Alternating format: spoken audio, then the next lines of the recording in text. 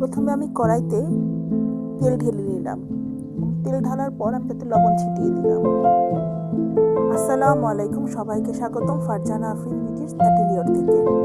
আজকে আমি সহজ সরল উপায়ে পোলাও রান্না করার রেসিপিটি দেখাবো।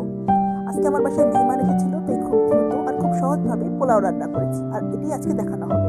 এর জন্য প্রথমে আমি কড়াইতে তেল দিয়েছি এবং তারপর লবণ ছিটিয়ে দিয়েছি। এরপর দিয়েছি পেঁয়াজ কুচি। তো প্রথমবার পেঁয়াজ কুচি দেওয়ার পর আমার মনে হলো পেঁয়াজ কুচির পরিমাণ কম হয়েছে, তাই দ্বিতীয়বার আমি আরও একটু পেঁয়াজ কুচি দিলাম। এরপর পেঁয়াজ কুচি দেওয়ার পর তেলটাকে আমি সুন্দর করে পেঁয়াজ কুচি আর তেল ভাজতে শুরু করলাম। তো আমি পেঁয়াজগুলোকে সাদা সাদা করে ভাজবো, আর এরপরে আমি এর উপরে পোলাওয়ের চাল ছেড়ে দিব।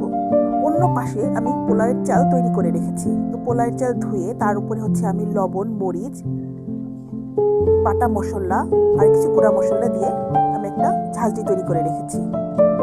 তো আমি সেই ঝাঁঝরিটাই এই কড়াইয়ের উপরে ঢেলে দিব।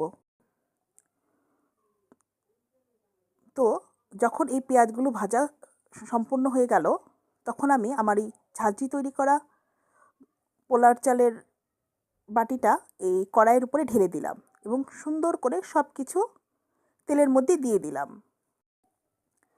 চাল এবং সকল মশলা সহ আমি সুন্দর করে নাড়তে শুরু করলাম।